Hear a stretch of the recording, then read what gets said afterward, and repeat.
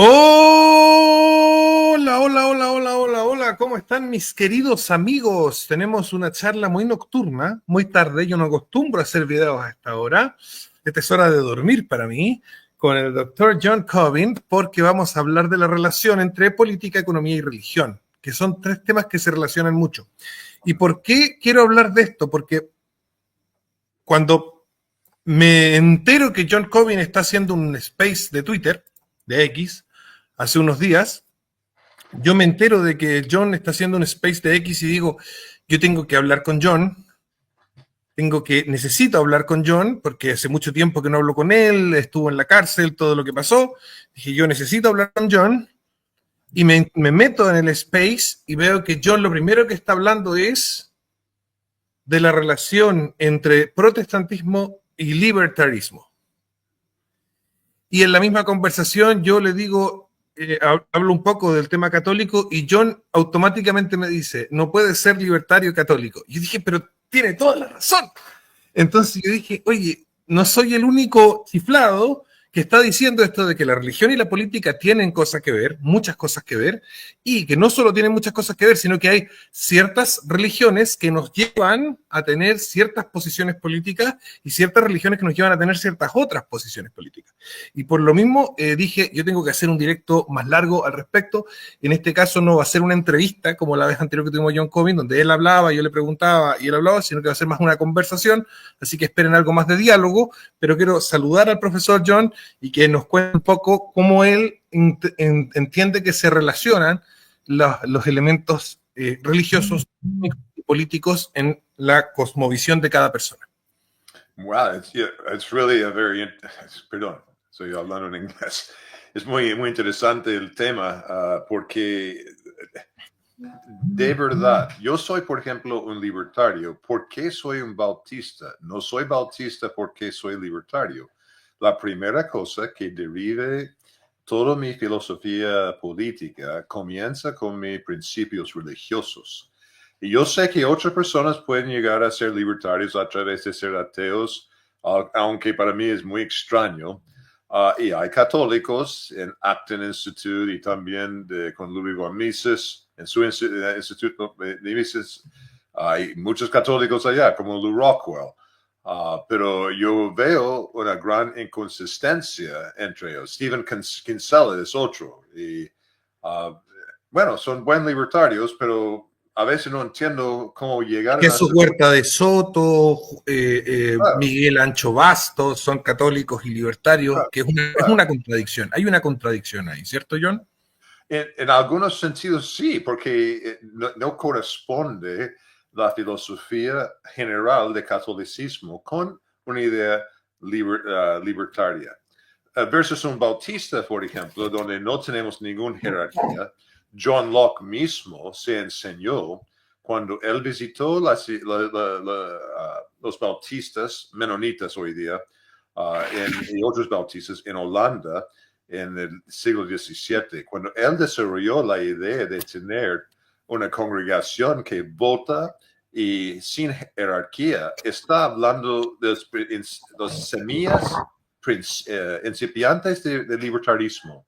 Y libertarismo, aunque Locke no realmente es un claro evangélico, él usó y citó mucha Biblia y muchas ideas de esta visión de los menonitas en desarrollar la idea de libertad de conciencia, de libertad del Estado, y que el Estado es totalmente malo y en su forma que estaba en ese día.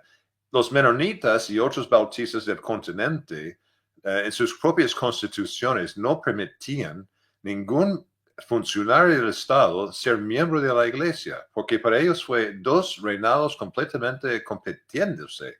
Y tú estás o con Satanás y su Estado, o tú estás con Cristo y su Iglesia. Y los dos son ordenados por Dios, pero no se pueden mezclar. Entonces, si quiere estar en la iglesia, tiene que abandonar el Estado. Esa es la única forma. Entonces, esa idea libertaria comenzó en su forma seminal de John Locke, no antes, realmente con John Locke, y invadió completamente el resto del protestantismo, hasta el punto que después de la reforma tuvimos una tremenda persecución por parte no solamente de católicos, sino protestantes contra bautistas. Lutero puede ser responsable por escuchado más de 1 millón de muertos bautistas. Y es un protestante. Muchas veces protestantes reclaman católicos, estaban persiguiendo a ellos, y eso pasó. Pero protestantes también en el continente, en Inglaterra, en Massachusetts, persiguió mucho a bautistas porque ellos no tienen la filosofía de vincularse con el Estado. Todas las otras religiones en algún momento tienen algún tipo de vínculo con el Estado. Oye, John, ¿sí? ¿Y la idea de democracia representativa no tiene un poco sus orígenes en la organización eclesiológica de los presbiterianos, por ejemplo? Bueno, ellos también llegaron a través de Locke a modificar eso un poco en Estados Unidos, porque recuerda el primer gran avivamiento incluyó presbiterianos y también incluyó congregacionales de Massachusetts, de los estados de Nueva Inglaterra, y todos ellos tenían una jerarquía allá adentro, sus propias iglesias, pero en congregacional más como bautista no tenía algo nacional, pero igual creían que un vínculo con el Estado tiene que existir. Y los congregacionales que dominaban allá, los anglicanos en Virginia, todos tienen leyes que pertenecen a sus iglesias que el Estado tiene que enforzar. ¿Cómo se llama? Enforzar. Tiene que obligar a la gente a obedecer, asistiendo a sus iglesias, imponiendo a la gente para pagar a sus iglesias. Entonces, la idea de representativo llegó un poco más adelante cuando se modificó eso con Locke. Yo creo que los discípulos de Locke, después del primer gran avivamiento, y la gente joven que escuchó eso. Pero John, rápido. A ver, en la posición calvinista, de la eclesiología calvinista, ellos hacen una interpretación de que la iglesia tiene que ser manejada por unos ancianos, ¿vale? Sí. Los presbyters, ¿no es cierto? Y que estos presbíteros tienen que ser electos, pero que tienen libertad de acción una vez electos. Bien, entonces voy a explicar un poco una cosa. En la Edad Media existían organismos de representación, existían las cortes, por ejemplo, donde los reyes decían, queremos saber lo que piensa la gente de tal ciudad, ¿no es cierto? Y llegaban los representantes. Y esos representantes se hacía con una cosa que se llamaba mandato imperativo, que significaba que estos representantes tenían que decir exactamente lo que la gente les había dicho que dijeran. Es decir, no eran libres de acción. Ellos tenían que llevar exactamente la voluntad de la gente. No una cosa más o menos de la voluntad de la gente, sino exactamente la voluntad de la gente. Entonces, durante la Edad Media hubieron, digamos, mecanismos, no digamos democráticos, pero sí de representación de la población a través de distintos elementos consultivos en las monarquías. Y durante el periodo conflictivo que vivió la Inglaterra protestante a partir de la muerte de Isabel I, con la dinastía Estuardo, estas cortes que tenían representación van a tener mucho enfrentamiento con el rey. Y los presbiterianos, que eran de calvinistas, tenían esta idea de que ellos elegían a un pastor, pero luego el pastor no tenía que responderle a la gente que lo elegía, sino que él, una vez electo, predicaba como él, interpretaba como él, se inspiraba, digamos, Espíritu Santo, etc.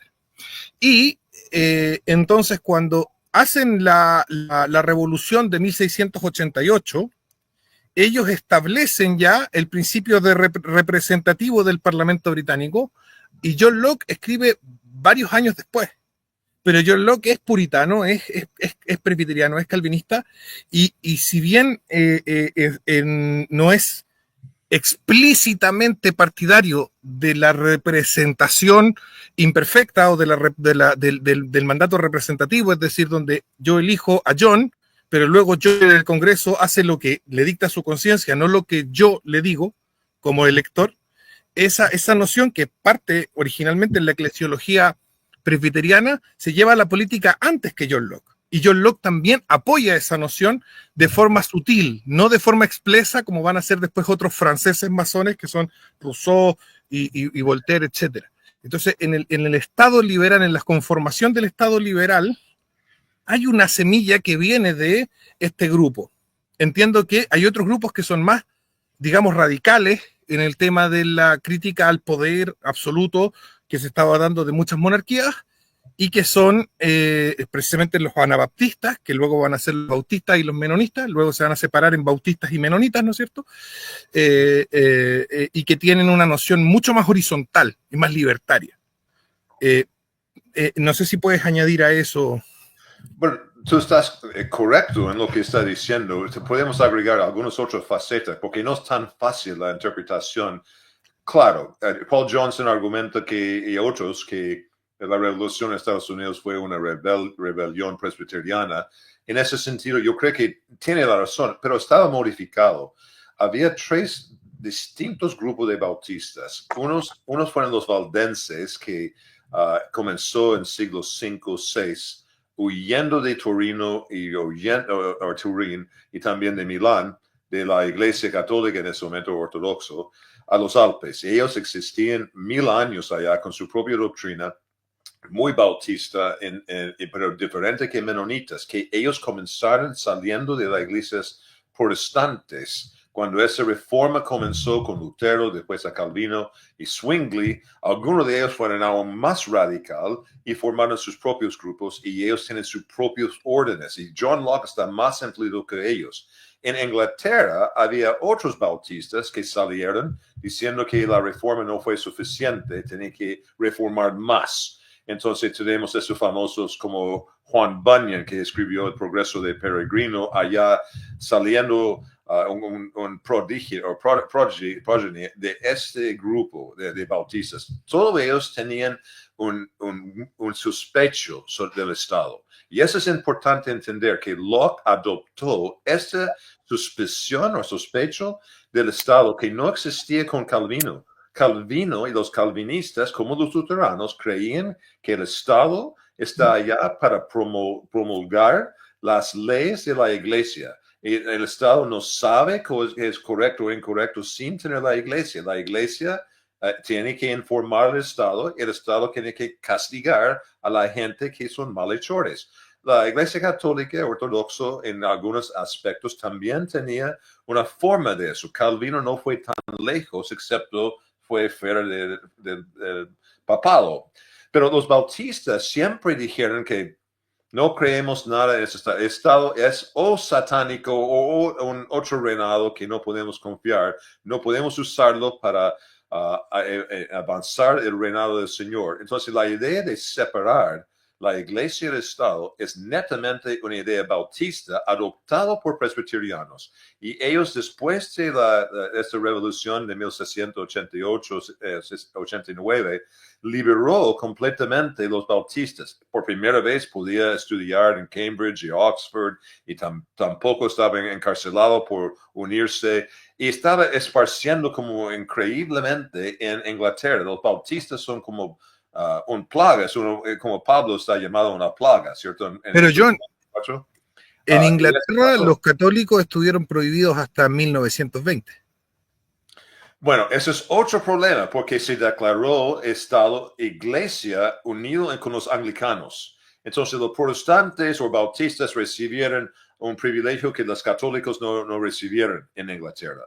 Y ese es otro tema enteramente distinto. Estamos hablando cómo se formó la idea en Estados Unidos. Y sí, fue presbiteriano, pero influido indirectamente, o bueno, no indirectamente, pero una mezcla de cosas. Hubo, claro, influencia bautista, usted dice, en los trabajos. Y los bautistas que no tenían por 1800 años casi sus propios seminarios, etcétera, son bien estudiosos.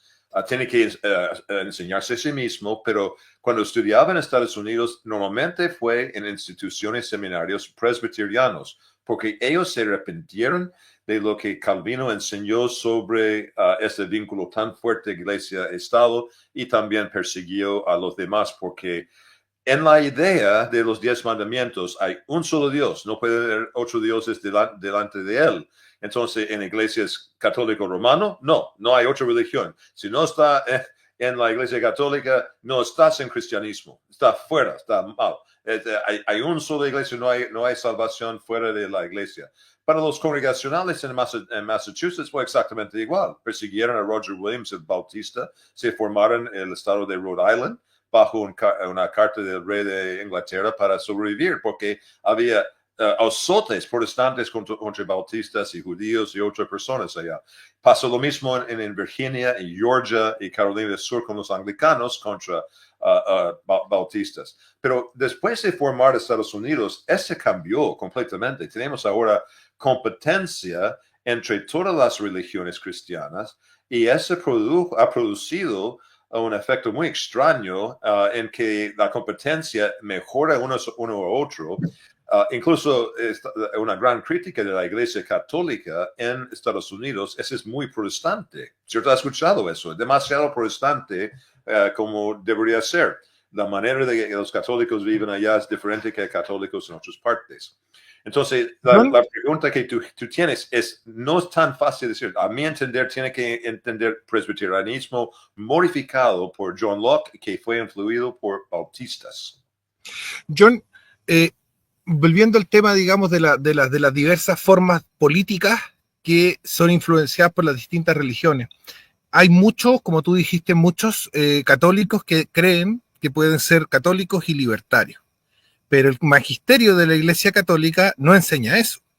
El magisterio de la Iglesia Católica enseña que el Estado y el poder político y la autoridad legítima tienen la obligación de usar la fuerza para el bien común. Entonces hay aquel que dice yo soy católico pero soy libertario, no está siendo fielmente católico, digamos, ¿cierto, John? Por esa razón, en Estados Unidos tenemos católicos extraños, porque ellos son cada vez más protestantes en esas manifestaciones.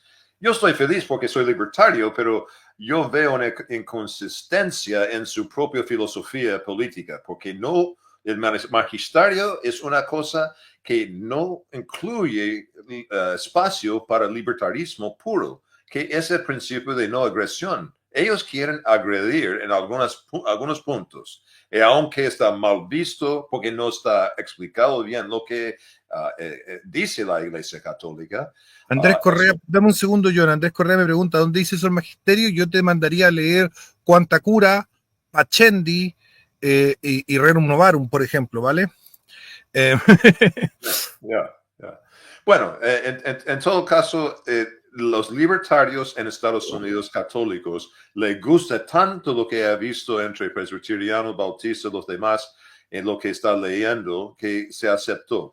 Y además, Lew Rockwell está muy influido por Murray Rothbard, que es curiosamente un judío ateo. Él no tenía ningún base moral religioso para sus acciones, que crean tremendas contradicciones. Y es imposible para nosotros que somos religiosos libertarios aceptar todos los principios de Rothbard, aunque estamos de acuerdo en el 95% de lo que leemos, porque él le falta, carece de tener un fundamento religioso que da el motor y también la benzina para seguir adelante con su filosofía política. Es como estéril para mí, es como bancarrota en este aspecto, aunque él tiene razón en muchas cosas. Oye, John, ¿y qué opinas tú de que existen estos curas, estos sacerdotes católicos del siglo XVI y XVII de España, de la escuela de Salamanca, de la escolástica española, que desarrollaron y estudiaron principios de mercado antes de Smith, sin ser libertarios ni liberales, sino entendiendo, mirando la realidad, observando la realidad y descubriendo principios de mercado. Yo creo que el catolicismo no es compatible con ser libertario ni con ser liberal, pero sí es compatible con una economía de mercado. Claro, pero en ese sentido es un aspecto muy conservador, está conservando aspectos económicos, pero no de otras cosas. De acuerdo, ese puede ser. Nosotros también como libertarios tenemos mucho en común con la derecha por la parte económica. Realmente no hay diferencia si estamos consistentes. Salamanca, Murray Rothbard explicó bien como Adam Andrés, Smith. dame un segundo. Andrés Correa, ese es un hombre de paja. Deja de inventar cosas porque aquí no se ha dicho eso. ¿Vale? Andrés Correa, estás mintiendo. Aquí ni John ni yo hemos dicho que el magisterio diga que haya que obligar a la gente a ser católica por la fuerza. Lo que el magisterio dice es que la autoridad política tiene la obligación de usar la fuerza para el bien común. Eso es lo que dice el magisterio de la Iglesia Católica. No dice que tiene la obligación de usar la fuerza para convertir a gente al catolicismo. La Iglesia Católica nunca ha propuesto conversiones forzosas. ¿Ya? Sí, prohibición y persecución de otros grupos, sí. Pero conversión forzosa, nunca. ¿Vale, Andrés? Y no es lo que yo he dicho, si estáis trayendo un tema que no es. O sea, no es lo que estamos hablando, Andrés. Murray Rothbard en sus últimas obras, que él murió muy joven, ¿no? Tiene 65 años, yo tengo 62, y él murió hace, ¿cuánto? Casi 30 años ahora. Y él escribió que Adam Smith cometió plagio en copiar lo que en la escuela de Salamanca, allá en España, encontraron sobre la virtud del libre mercado.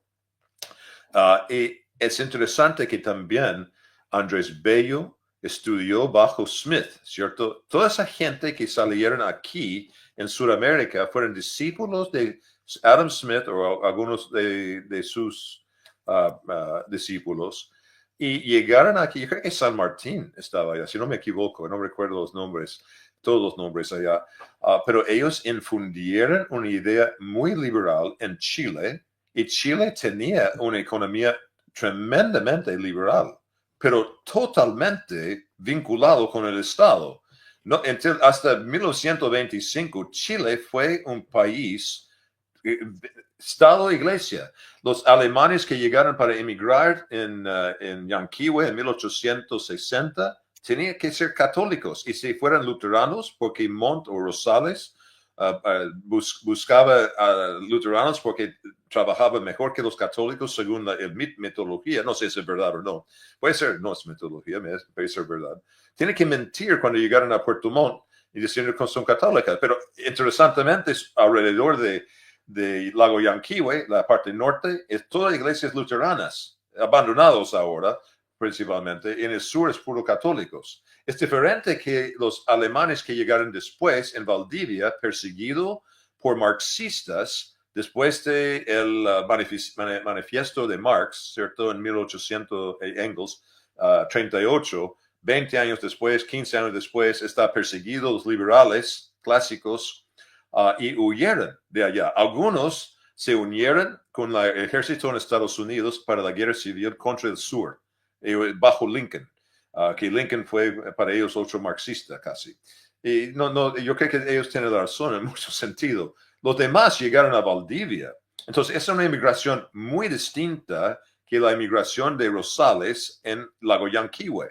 Inmigrantes muy pobres, medio tontos que reciben su mula, su saco de grano, sus herramientas, y está allá. Ahí está las junglas. Tiene que ser colono, o sea, los colonos de Antwander, lo que sea, en Valdivia, y Osorno y La Unión fue completamente distinto, fueron profesionales, un clase distinto. Y además que eso, los que llegaron después a Valparaíso, eventualmente a Santiago, fueron otro grupo entero, porque ellos recibieron de O'Higgins una oportunidad de tener un puerto libre en Valparaíso que es similar a Hong Kong, y también en La Serena, Valdivia, lo mismo, que causó una tremenda explosión de productividad y éxito. Axel Kaiser escribió un gran paper sobre eso y otros también.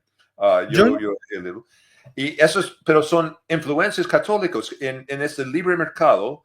Un bautista escribió algo muy interesante en su tesis doctoral, se llama Cecil Moore, que los protestantes cuando llegaron allá a hacer negocios en Valparaíso para desembarcar sus bienes, tiene que pagar el obispo de Valparaíso un soborno, porque tan vinculado fue que la iglesia siempre tiene que tener su mano en todo.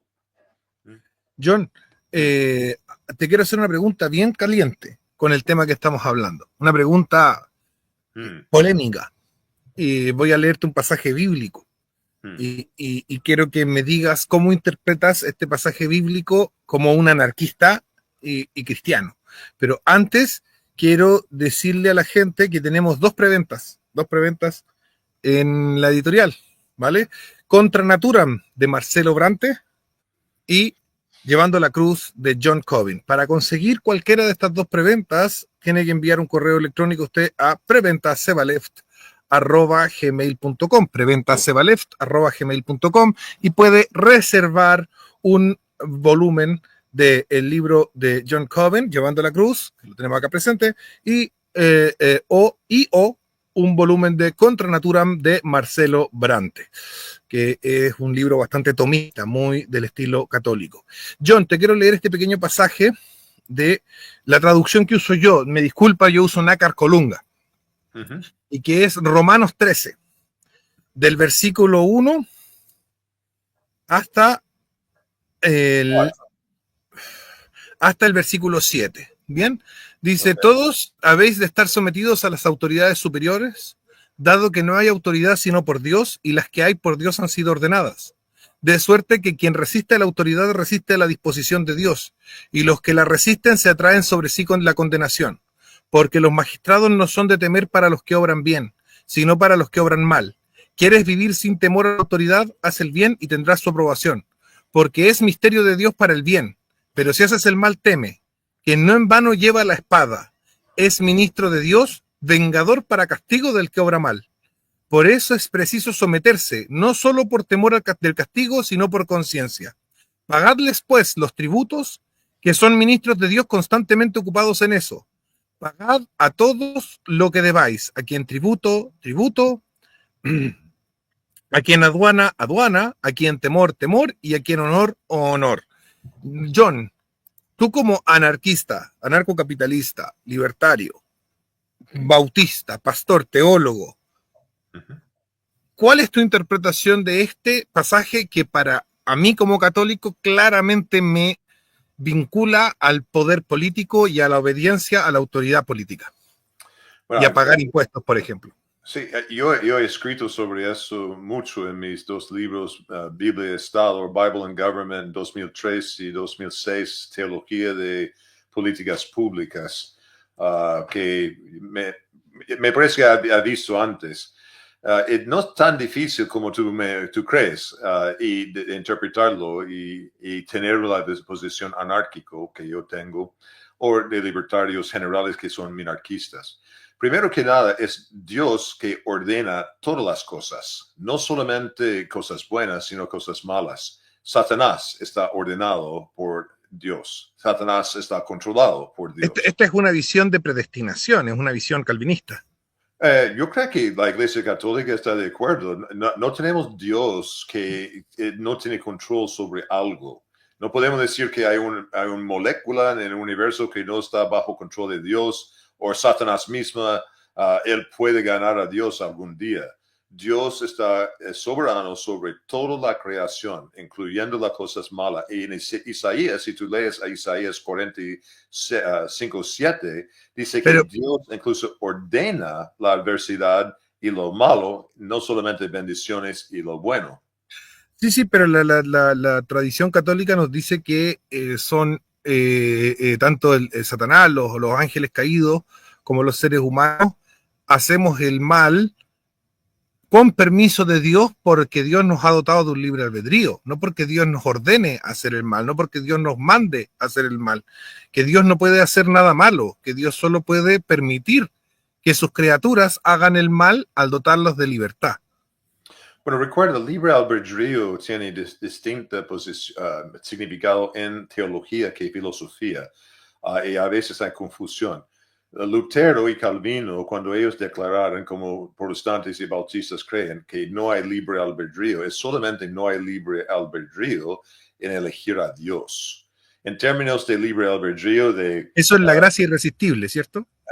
Eso es parte de eso, pero la idea de nosotros somos tan depravados, tan malos por pecado original y lo que practicamos nosotros, que no podemos elegir a Dios por nuestra propia cuenta. Necesitamos que Dios nos predestina, nos atrae a través de gracia irresistible. Cristo solamente murió por sus elegidos y después de eso no puede perder su salvación. Esos son los 5 puntos de Agustina y Calvino y el tulip.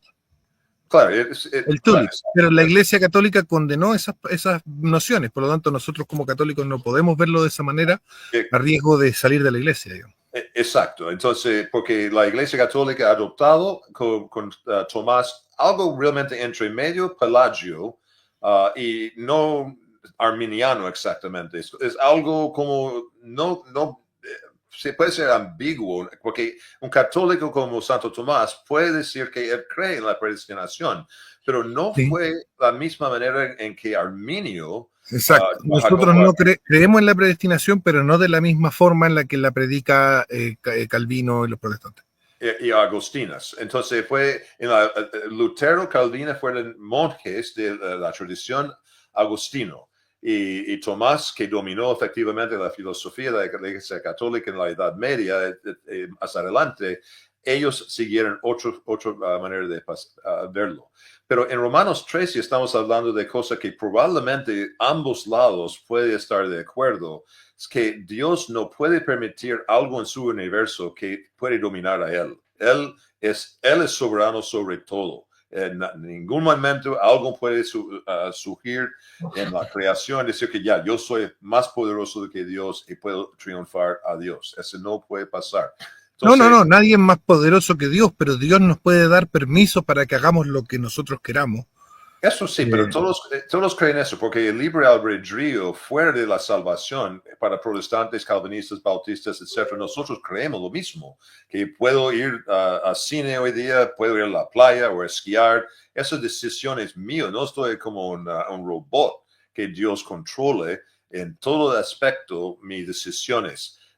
Me ha dado libre para hacer lo que quiero. Lo que quiero es rechazar a Jesús. Por esa razón, todos los seres humanos necesitan la gracia irresistible para traerlo. Entonces, en términos de Estado, la idea que está ordenado por Dios no significa que el Estado es algo bueno. Puede ser que, como Satanás, es algo malo. Y eso se revela en el hecho que Pablo, escribiendo en el año 57, estaba bajo el César, se llama Nerón. Y si conoce algo sobre Nerón, él comenzó sus persecuciones en 64 hasta 68 tremendamente contra los cristianos, pero él no tenía nada que ver con la ley de Dios. Él conoció muchos judíos, pero los 10 mandamientos fueron lejos de Nerón. Él mató a su propia mamá, a su hijo, si no me equivoco, y él por tradición quemó completamente la ciudad de Roma. Fue una persona ladrón, blasfemo. En todos los mandamientos no cumplió probablemente ninguno de los 10. Él no estaba ya. John, déjame responderle aquí a PSDX. Dice, la Iglesia Católica no tiene una posición oficial sobre la predestinación. Cierto. Pero la idea de la gracia irresistible y la idea de la depravación total están condenadas en el Concilio de Trento. La Iglesia Católica considera que si bien el ser humano está contaminado del pecado original, tiene la capacidad de querer acercarse a Dios. De hecho, tiene una inclinación natural hacia la búsqueda de Dios. Y también enseña que el ser humano es libre también de rechazar a Dios, incluso si Dios lo ama y lo quiere traer hacia él, el ser humano tiene la capacidad de decir, no, te rechazo igual, y condenarse a sí mismo al infierno. Y esas dos nociones están en el Concilio de Trento clarísimamente plasmadas, y si bien en el catolicismo hay ideas de predestinación que son aceptadas, no esa idea que John está tratando. Igual es interesante porque uno muchas veces tiene una concepción equivocada de la noción de predestinación que tienen los del grupo de John, ¿no es cierto? Los bautistas y los presbiterianos, etcétera. Y es bueno escuchar de la mano de un pastor que además es teólogo de su tradición, que nos explique realmente lo que ellos quieren decir, porque uno tiende a pensar que esto que dice John, de que seríamos como robots de Dios, y no, uno tiene libre albedrío en todo, pero no tiene la capacidad, por la total depravación, digamos, de querer acercarse a Dios. Entonces Dios lo tiene que, digamos, de alguna manera obligar a amar a Dios. ¿Sería algo así, cierto? Sí, y podemos agregar algo más, una diferencia. Nosotros creemos que Adán y Eva, por ejemplo, tenían libre albedrío en el jardín, y cuando cayeron, ellos perdieron su vida espiritual. Sus almas estaban muertos, y los muertos no pueden creer. No hay ninguna forma que ellos tienen un poco de libre albedrío para elegir a Dios. A través de la regeneración, ellos sí comienzan a tener un libre albedrío inmediatamente que quiere creer en el Señor. Los católicos tienen regeneración ocurriendo en el bautismo del infante, y no puede decir que la misma doctrina sirve para ellos, que ahora el infante puede creer cuando tiene 3 meses o 2 meses o lo que sea, bautizado, porque ni puede hablar ni pensar todavía, no tiene facultades suficientes. Entonces, la idea es diferente cómo funciona la regeneración en términos de afectar el libre albedrío. Llegando de nuevo a Romanos 13, si puedo seguir, quisiera hacer un breve ejercicio que hago en Bible and Government, que puede ser interesante considerando que Nerón, este malvado rey o imperiador, estaba allá, y Pablo no fue un loco. Estamos de acuerdo, católicos y protestantes bautistas, que Nerón, el apóstol Pablo no fue loco. Fue realmente sano de mente y muy útil. Y lo que quisiera hacer brevemente aquí es reemplazar la palabra autoridad o su sinónimo y leerlo de nuevo para ustedes. Y voy a reemplazar la palabra autoridad con la palabra Hitler o Nerón, porque son ejemplares de dos malvados líderes que es considerado ampliamente por todos ser malvado. Yo puedo poner Stalin o Mao Zedong o Pol Pot o Genghis Khan o muchos otros, pero voy a elegir estos dos solamente, Nerón y Hitler, y escucha cómo suena, si Pablo realmente es sano o no. Sométese toda persona a Nerón y Hitler, porque no hay a otra autoridad sino parte de Dios, y las que hay por Dios han sido establecidas. De modo que se opone a Nerón y Hitler, a lo establecido por Dios resiste, y los que resisten acarrean condenación para sí mismo, porque Nerón ni Hitler no están para infundir temor al que hace el bien, sino al malo. ¿Quiere pues no temer a Nerón y Hitler? Haz lo bueno y tendrás alabanza de ella, porque Nerón y Hitler son servidores de Dios para tu bien. Pero si hace lo malo, teme, porque no en vano lleve la espada, pues Nerón y Hitler son servidores de Dios, vengadores para castigar al que hace lo malo. Nerón alimentó los buenos a leones. Sí. Nerón iluminó las calles de Roma con personas cristianas. Nerón obligó a la gente cristiana a estar escondido en catacumbas. Hitler le gustó a algunos luteranos y católicos, pero los católicos consecuentes en Alemania y los protestantes como Dietrich Bonhoeffer fueron perseguidos por Hitler y odiados. Muchos de ellos estaban en campo de concentración. Bueno, de hecho, ojo, en ninguna elección el partido nazi ganó en los lugares donde había mayoría católica. Ya. Okay, están los mapas, lo voy a buscar. Dale nomás, sigue. Ya, pero en todo caso, Pablo no está loco aquí, no está en una fantasía diciendo que el Estado está haciendo bien para con los cristianos, los buenos. No, de hecho es tan ridículo esta idea que algunos presbiterianos, ellos se llaman teonomistas. Yo no soy presbiteriano, especialmente no teonomista, Pero como tú, vamos a tener mucho en común con esa gente, ser activistas políticas. Gary North de the Mises Institute es un teonomista famoso.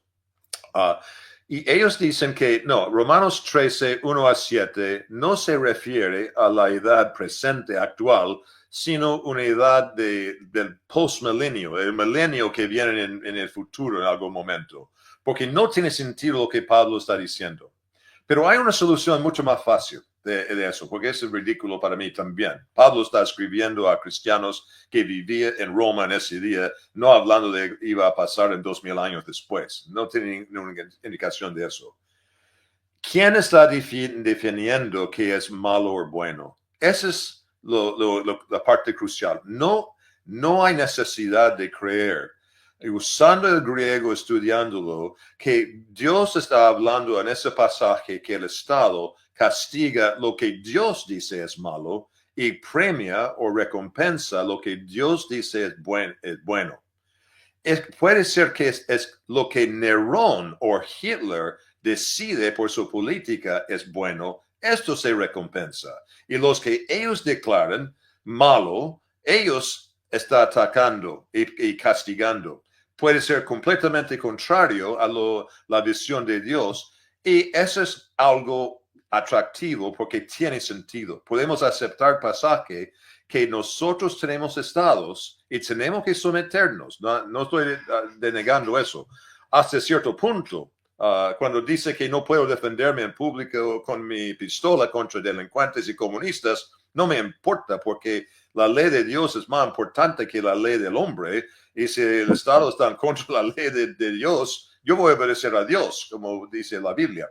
Pero en general, nosotros podemos esperar que el Estado va a hacer lo que él quiere basado en sus principios, y yo tengo que someter hasta el punto que no viola ningún decreto de Dios. Y cuando llega a este principio socavado, yo tengo que decir que no voy a hacer nada más, voy a sufrir las consecuencias. Entonces, estoy de acuerdo, John. Yeah. Estoy de acuerdo, John. Dame un segundo. ¿Te puedo decir cómo yo interpreto el pasaje? Ok, sigue. Mira, yo creo que el pasaje lo que dice es que la persona que tiene el poder político, Dios le ha dado la autorización para castigar a los malos, pero no le ha prohibido castigar a los buenos.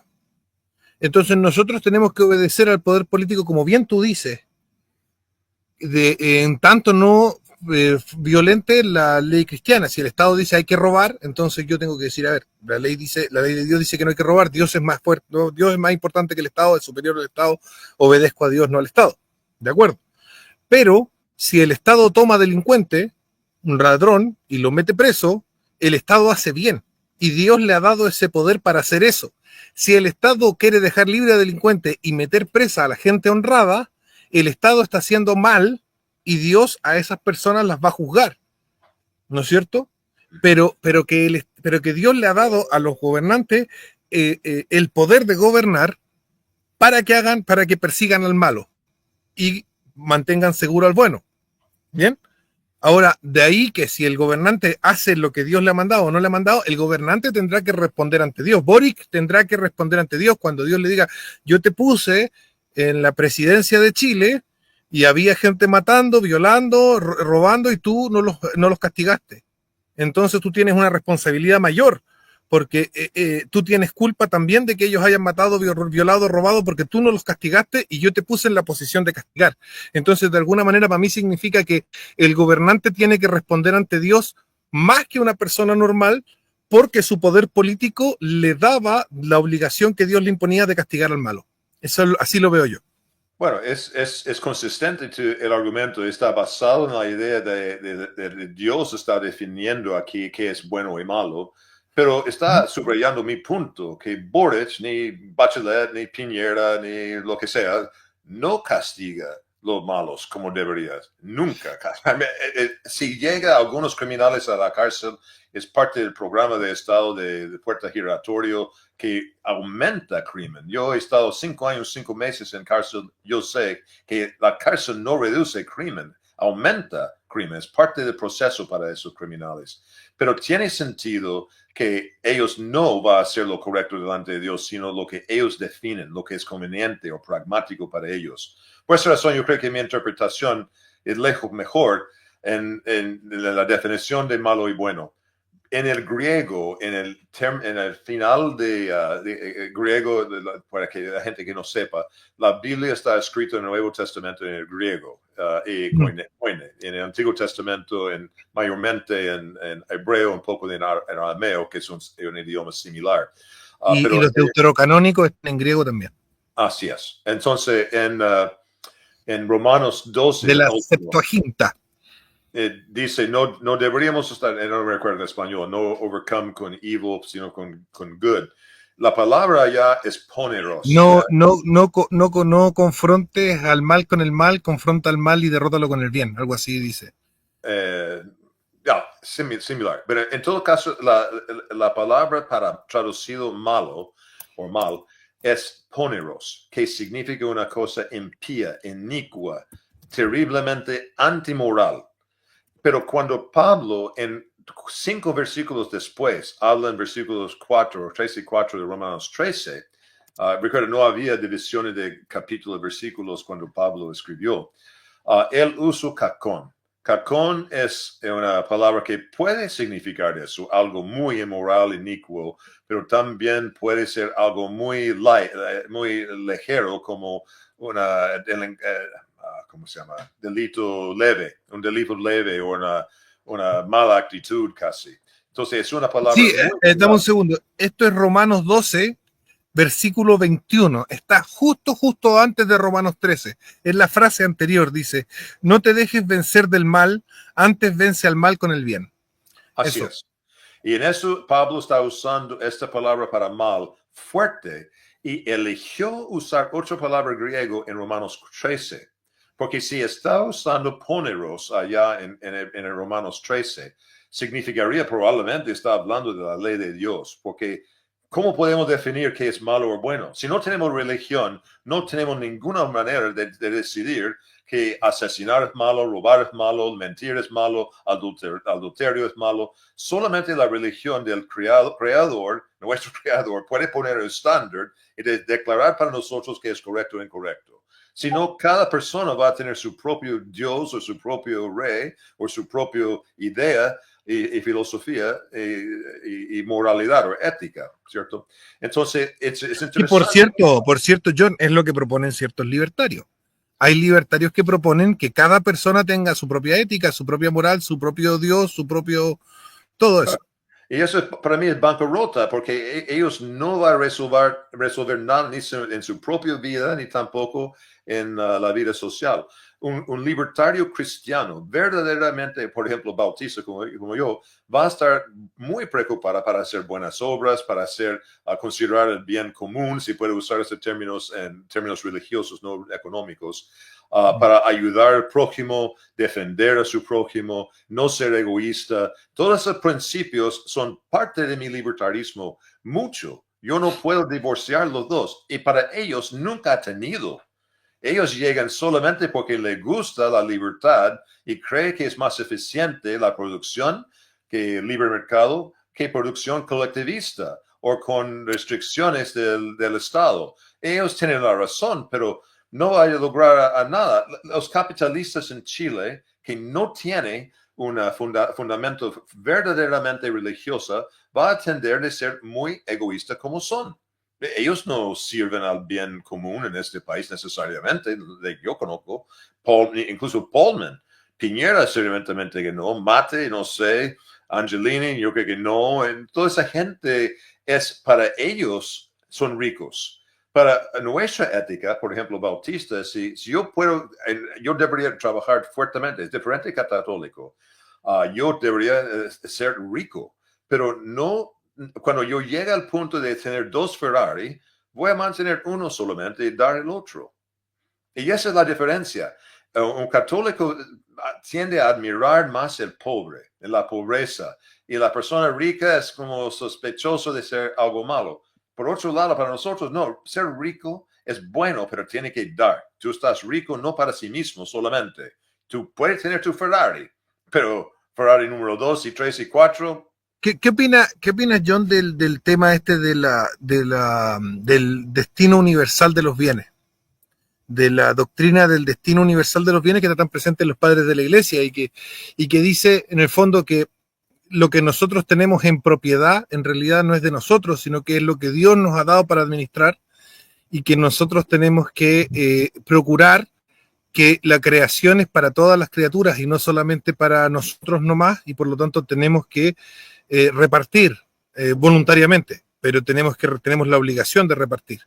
Claro, esa es la diferencia grande entre personas que siguen el magisterio y no solamente la Biblia, porque la Biblia habla distinto de eso, a mi modo de ver. Abraham fue rico, Job fue rico y nunca David, Salomón, mucha gente tenía mucho dinero, incluyendo en el Nuevo Testamento, José de Arimatea, Ananías y Zafira, que hicieron mal. Pero algunas personas que Pablo habla en 1 Timoteo 6, los ricachones del mundo, Pablo nunca condena, ni tampoco Dios en el Antiguo Testamento a la persona por ser rico, ni tampoco está obligándoles a cuidar, como los católicos están diciendo en este magisterio. No por la fuerza, pero le dice al joven rico, si quieres salvarte, vende todo lo que tienes y dalo a los pobres. Claro, vamos a decir nosotros que ese fue caso especial para él porque él cumplió los 8 o 9 mandamientos y el 10º fracasó. Entonces Jesús está usando ese punto para mostrarle que él no está perfecto ante Dios y no está listo para seguirlo. Pero no es una regla general que nosotros tenemos que vender todo y distribuirlo a los pobres. Los católicos probablemente toman ese versículo de esta forma y nosotros no. Bien, otra cosa que te quería consultar, John, porque estoy hablando con un libertario que es cristiano y que sabe de cristianismo desde su posición protestante bautista, y me interesa saber el tema de la jerarquía. Y no me refiero a la jerarquía de la iglesia, me refiero a la jerarquía natural. En el catolicismo, nosotros creemos que el padre de familia es el rey de su hogar y tiene el poder absoluto sobre su esposa y sus hijos y tiene la obligación de representar a Dios para ellos. Uh-huh. No sé qué piensan ustedes, ¿qué piensas tú de eso y cómo lo concilias con un individualismo libertario en el que los niños pueden hacer, digamos, lo que quieran porque son individuos y no se les puede agredir, etcétera? Tú has hablado de esto ya, pero quiero que lo profundices y que lo trates con cierto detalle. Claro, nuestra formación no es tan diferente que eso. No he escuchado mucho poniendo en términos de el marido es el rey. Él es la cabeza de la familia, que puede ser lo mismo, semántico nomás. Y la mujer entra en un contrato de matrimonio, y eso todos los libertarios deberían estar de acuerdo. Si una mujer voluntariamente llega a decir que yo voy a someterme a mi marido, porque Dios dice que necesito hacerlo, y yo voy a tener distintos deberes y tareas en la familia que él, y voy a cumplir mis tareas y mis deberes, y uno de esos es estar en sujeción a mi marido. Es muy libertario. No debería ser ningún problema para el libertario que gente que sin obligación está casándose, porque la mujer quiso el matrimonio. Por otro lado, el hombre está obligado de cuidar a su mujer. Él tiene que proveer sus necesidades, protegerla, enseñarla con la palabra de Dios y la verdad. Él es encargado de ser líder espiritual de su familia. Él no puede negar después del matrimonio, sabe que no quiero hacer eso, o yo quiero otra mujer, o yo quiero otra. No, los dos lados tienen que cumplir su lado del contrato. Los niños no son la posesión de nosotros. Los niños vienen del Dios. Pero están bajo nuestra autoridad. Sí, absolutamente. Porque la Biblia dice en el 5º mandamiento, niños honran a su papá y a su mamá. Y en casa es respetar, obedecer a nuestros padres. Tenemos que hacerlo. Y después de alcanzar ser adultos, tenemos que honrarlo con nuestras finanzas, económicamente, cuando ellos tienen vejez. Entonces nosotros tenemos una relación siempre con padres de respeto y honor, y ellos tienen que disciplinar según Proverbios y otras partes para que ellos no se equivocan con el sendero del Señor. Tenemos como un contrato de Dios, con Dios, de criar correctamente en el temor y admonición del Señor a nuestros hijos. Es Pero parte John, pero John, tú sabes que muchos libertarios no están de acuerdo contigo. Claro, Rothbard, por ejemplo, hay mucha gente... Déjame contarte algo. En este canal hemos tenido discusión con libertarios y han venido libertarios a decir que, por ejemplo, cuando uno tiene un contrato matrimonial que dice, en la letra del contrato dice que es vitalicio, que es para toda la vida, la persona dice, sí, pero igual uno debería poder salirse del contrato. Pero el contrato dice que no puede salir. Y la persona dice, no, entonces ese contrato no es libertario porque un contrato libertario tiene que uno poder salirse. Y también en el tema de los hijos, hemos tenido discusiones con libertarios que dicen, no, los hijos tienen que ser libres en la medida que van adquiriendo el uso de razón, hay que dejarlos hacer lo que quieran, lo que se les dé la gana. Entonces, ¿en qué se están equivocando esos libertarios desde la lógica libertaria? Yo entiendo que desde el cristianismo estamos de acuerdo. La familia es gobernada por el padre de familia, la mujer se ha sometido voluntariamente a un contrato vitalicio de obediencia, que tiene unas contraprestaciones por parte del marido, que son protección, etcétera, guía, y que tienen, ¿cierto? Ambos tienen una autoridad respecto de los niños para castigarlos, para guiarlos, para enseñarles lo bueno, enseñarles lo malo, etcétera. Pero los libertarios, no digo todos, pero parecen no estar de acuerdo con eso. ¿En qué se están equivocando ellos y cómo los convencerías tú de que están equivocados, digamos? Bueno, primero que nada, un contrato siempre puede estar violada. Tenemos matrimonios rotos en nuestras iglesias, los dos. Cualquier religión, católico, protestante, ortodoxo, bautista, tenemos divorcio, porque alguna persona no cree más y sale. Y Pablo en la iglesia católica no hay divorcio. No está permitido, pero igualmente la mujer sale. Si leemos 1 Corintios 7, 1 a 5, las relaciones sexuales están obligatorios, no son opcionales. Está prohibido sexo en cualquier otra relación excepto matrimonio. En el matrimonio es obligatorio, no es opcional. Entonces, en la doctrina católica eso se llama el débito matrimonial, pero ni el hombre ni la mujer pueden usar la fuerza para acceder al débito matrimonial. Es un deber de la contraparte, pero que la contraparte hace voluntariamente.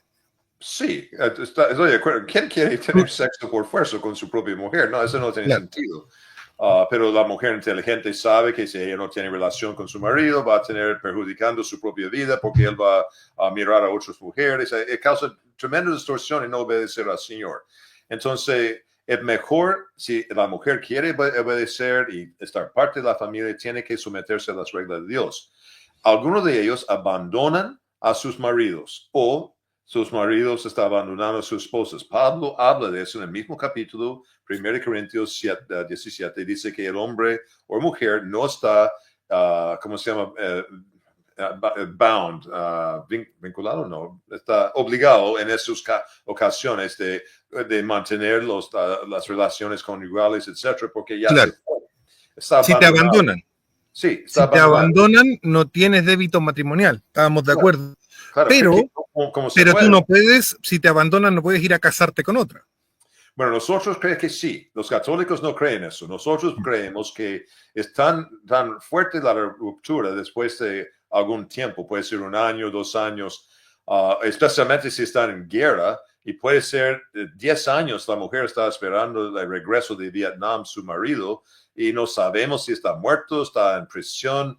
No, entonces se declara abandonado en ese caso también para que la mujer no tiene que esperar. Los católicos no creen eso, ellos no pueden casarse de nuevo, pero nosotros sí. Y también por tema de adulterio, porque Jesús dice en Mateo capítulo 19 que una persona que comete el adulterio ha violado el contrato matrimonial y él efectivamente, estoy parafraseando obviamente, la persona inocente tiene derecho, pero no obligación, derecho de divorciarse si él quiere. Entonces, si tiene disculpa, pero eso no es lo que dice. No, estoy parafraseando, pero dice que Dice que en la ley de Moisés se les permitió el divorcio por, por, por, por, por la dureza de sus corazones, pero no dice que él mantenga esa norma. ese es el certificado de divorcio, es diferente. Voy a buscarlo. Mateo, si no me equivoco, es capítulo 19, versículo. Bueno, tú sabes más de Biblia que yo, pero Sí. Pero una lectura completa del pasaje, y sobre todo en el ámbito, si lo vemos en el griego, creo que la palabra que Jesús usa cuando refiere al adulterio, cuando la que se traduce como adulterio, no es exactamente adulterio, creo que es pornoia o algo así, que tiene que ver con el incesto y esas cosas. Bueno, esa es otra cuestión. Claro, la fornicación muchas veces que significa no tener sexo con otra persona fuera de tu familia, sino tener sexo prohibido, matrimonio prohibido, claro, entre primos. Eso es cierto, pero voy a leer lo que Jesús dice aquí.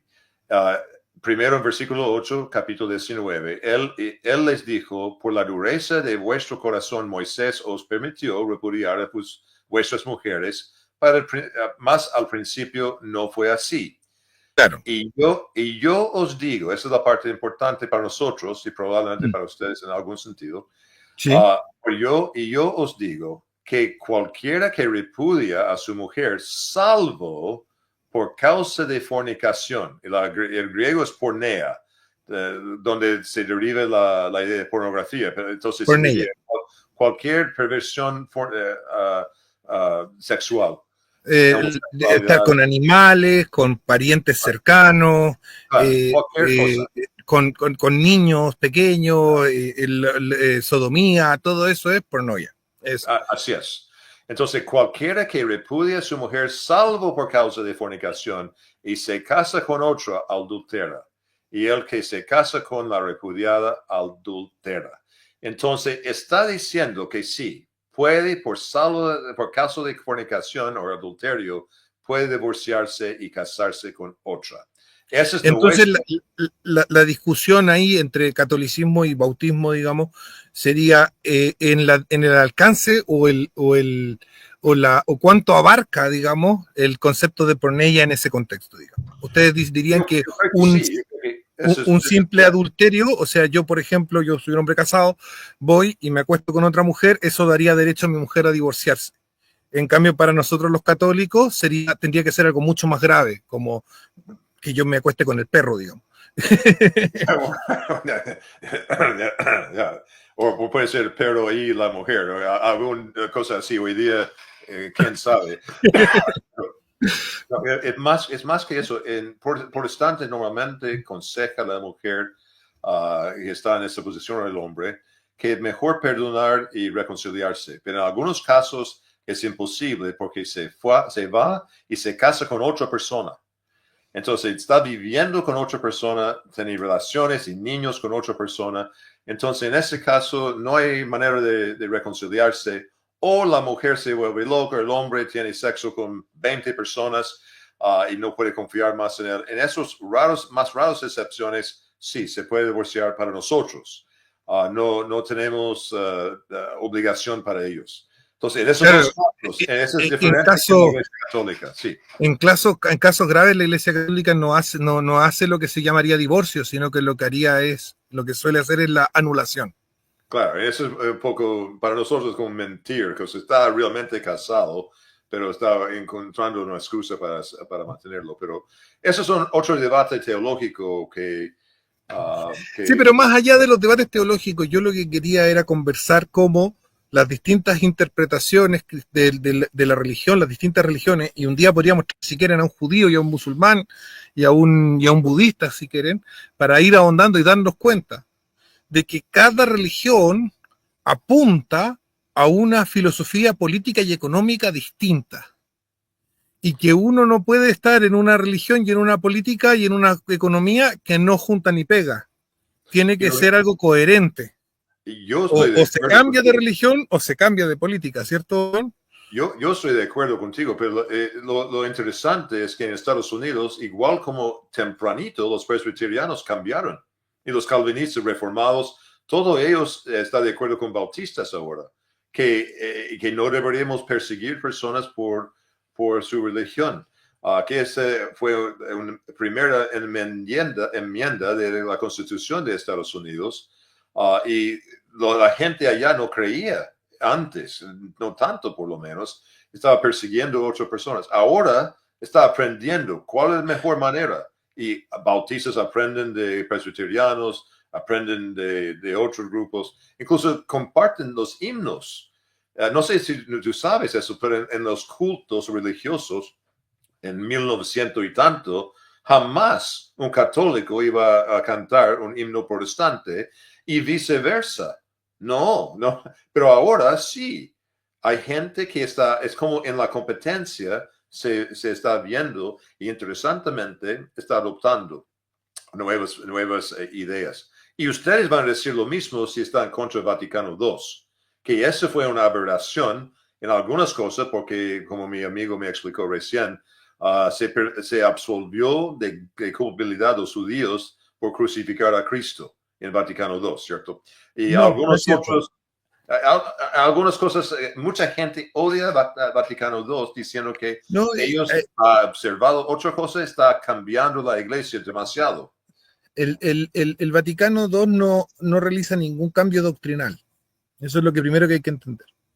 Porque el Concilio Vaticano II es un concilio pastoral. La Iglesia Católica tiene 3 niveles de autoridad que son dogmático, disciplinar y pastoral. El dogmático tiene que ver con lo que es la doctrina, lo que hay que creer, que son 255 dogmas. Ninguno establecido en Vaticano II. Luego está lo disciplinar. Por ejemplo, si los sacerdotes pueden o no pueden casarse, eso no es dogmático, es disciplinar. Por eso, 23 de los 24 ritos que están dentro de la Iglesia Católica tienen sacerdotes casados. Y el tercer grado, el menor grado, se llama el de pastoral y tiene que ver con la conducción temporal y política de la Iglesia respecto de otras religiones y respecto de sí misma, que no es dogmática. Entonces, la Iglesia Católica dice en sus dogmas que la Biblia es palabra de Dios, por ejemplo, y por lo tanto acepta cosas que son textuales de la Biblia, de que los judíos mataron a Jesús, como parte de su dogmática, como parte de su doctrina. Ahora, la Iglesia escoge en Vaticano II, por un asunto pastoral, que ese no va a ser el punto central de nuestra conversación con los judíos, porque en nuestra etate y en varios documentos, se me olvidó el nombre ahora del documento principal que habla de los judíos y los musulmanes de la Iglesia Católica, pero o sea, del Concilio Vaticano II, dice la mejor forma de relacionarnos va a ser con otro discurso. Pero eso no significa que estemos negando lo que siempre hemos dicho, porque es un consejo pastoral, tiene que ver con cómo vamos a navegar la Iglesia. Bien, cómo vamos a relacionarnos con los gobiernos, cómo vamos a relacionarnos con las otras religiones, qué es lo que les vamos a decir, pero no es un cambio de doctrina, porque el Concilio Vaticano II no es dogmático, por lo tanto no tiene ningún documento que altere la doctrina. Eso es súper importante, pero mucha gente lee el Concilio Vaticano II y lo lee como si fuera dogmático, entonces dice, la Iglesia cambió, pero no, porque al ser pastoral no hay ningún cambio doctrinal. Eso, una aclaración pequeña. Ok, bueno, pero...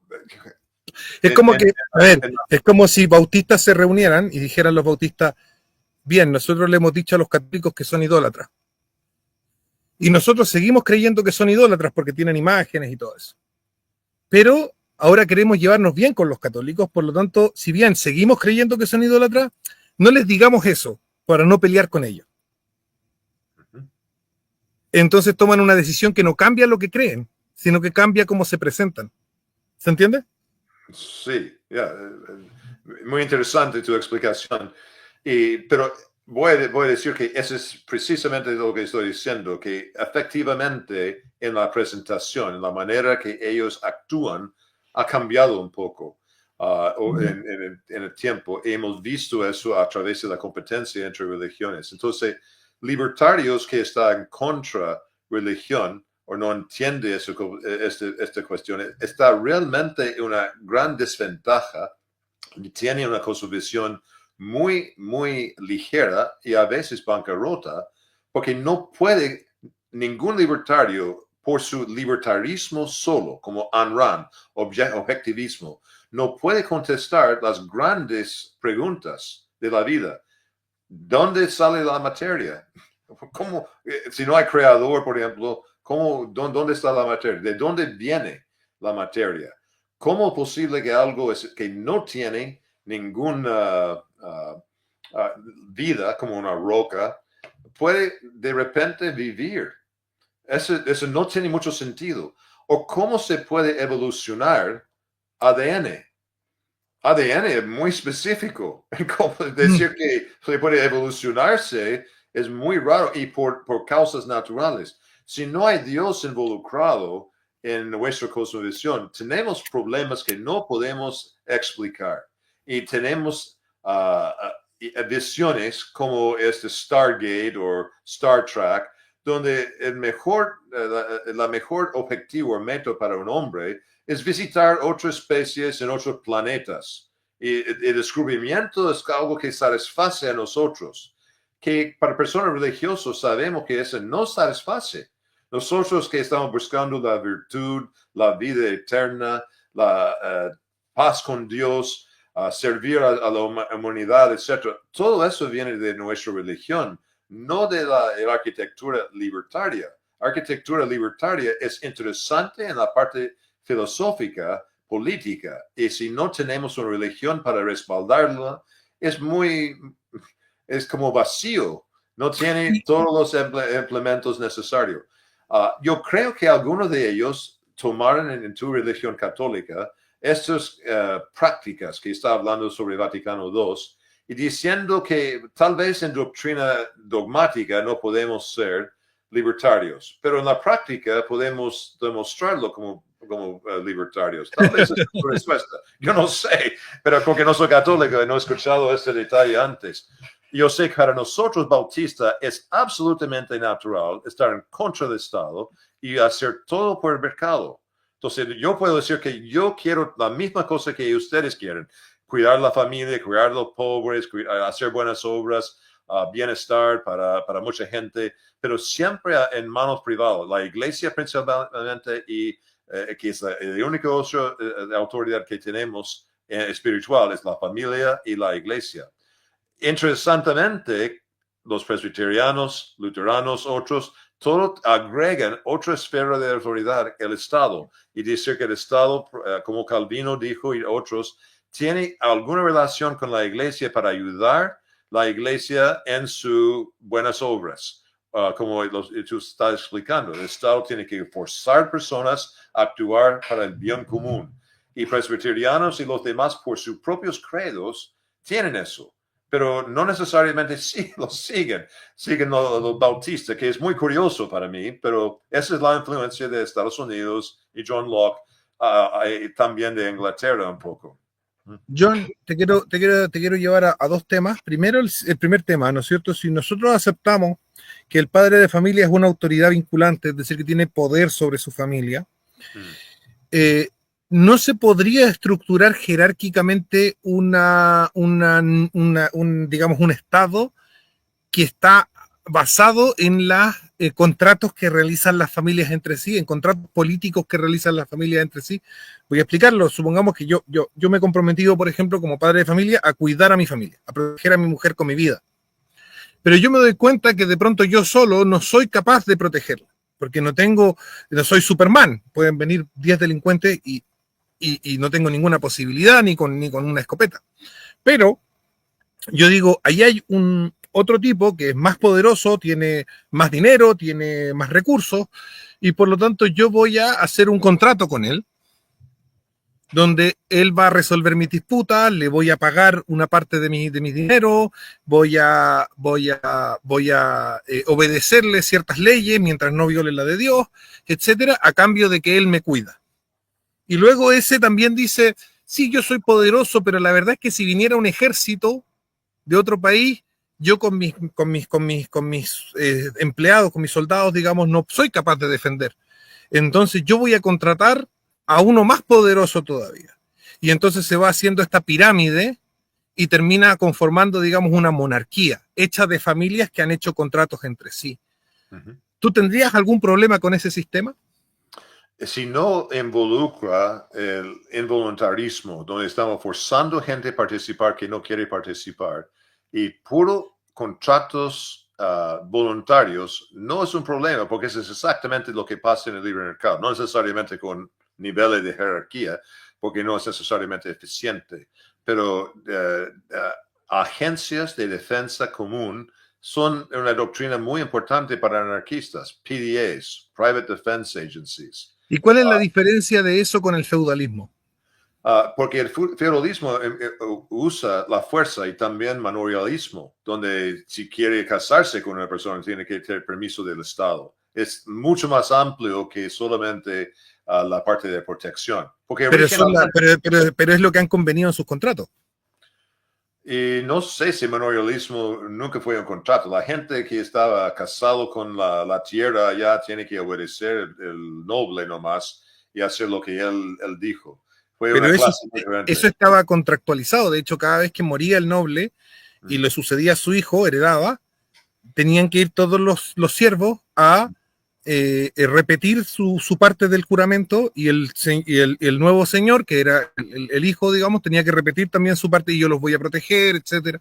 Entonces había que jurar por ambos lados las condiciones contractuales cada vez que moría un siervo, cada vez que moría un señor. Entonces se explicitaba la parte si esta era tan voluntario o no tan voluntario. Esa ya es una discusión más compleja, porque hasta qué punto alguien estaba tan obligado o no. Ahora te voy a hacer una pregunta con respecto a esto más simple. Esto es más simple.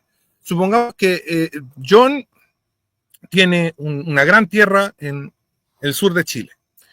Y yo digo, John tiene mucha experiencia con armas de fuego, tiene mucho dinero, tiene mucha fuerza. Yo voy a llevar a mi familia a que John la proteja y yo le voy a dar a John una parte de mi riqueza. Y hacemos este contrato. Entonces, en este contrato, yo estoy reconociendo que tú tienes la autoridad para poner reglas, mientras no violen las leyes de Dios, reglas en esta tierra. ¿Y qué pasa si llega alguien que no está con contrato con nosotros y dentro de las tierras que son tuyas, que son tu propiedad, viola tus reglas? ¿Puedes usar la fuerza contra él o no?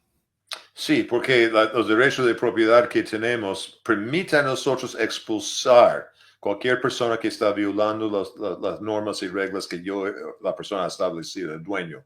Es posible, porque la fuerza es posible contra cualquier defensa, contra cualquier agresión. Entonces, sí.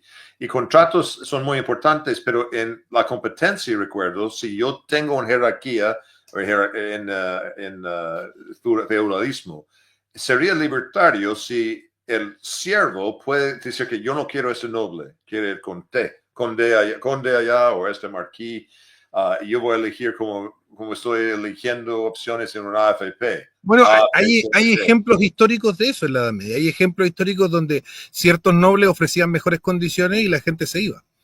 Claro, Lutero probablemente está incluido porque él convenció que es mucho mejor ser protestante, igual como Enrique VIII y los demás en Inglaterra. Para ellos fue un trato político mucho más que espiritual, para eliminarse de Roma, decir que no queremos Roma, queremos otro trato. Eso pasó, estoy seguro que eso pasó, pero no es lo ideal libertario. Y además, para mí, Bautista, no queremos nada más excepto libre mercado y no tener una estructura de obligación de intergeneración o nada, excepto en el concepto de elodialismo que hablamos en el foro. ¿Estaba allá cuando hablamos de elodialismo? No estaba, pero conozco el elodialismo. Oye, Yeah. John, la otra pregunta que te quiero hacer es mucho más compleja, es una pregunta teológica, pero que se basa en axiomas de Mises. Mira, fíjate tú. Espérame, debería nos poner un poco más aviso para nuestro... Vamos a decirlo inmediato. Libros. Don Pelayo Ediciones tiene 2 libros en preventa. 2. Yeah. Contra Naturam de Marcelo Brante y Llevando la Cruz de John Cobbin. Los dos están disponibles en preventa.sebaleft@gmail.com. Mande un correo electrónico y adquiera el libro de John Covin o el libro de Contra Natura a un precio reducido, o el libro de Marcelo Brande a un precio reducido por estarlo comprando antes de que se imprima. Cuando el libro esté listo y lo pongamos en las librerías, va a tener un precio mayor. Entonces usted hace un ahorro importante comprando los libros cuando están todavía en proceso de producción. Ya es como comprar un departamento en verde. Es una muy buena idea. Bien. Ahora, John. Y también agradezco mucho a la gente la última vez que donaron a mí para ayudar a mí. Correcto. Vamos a eso.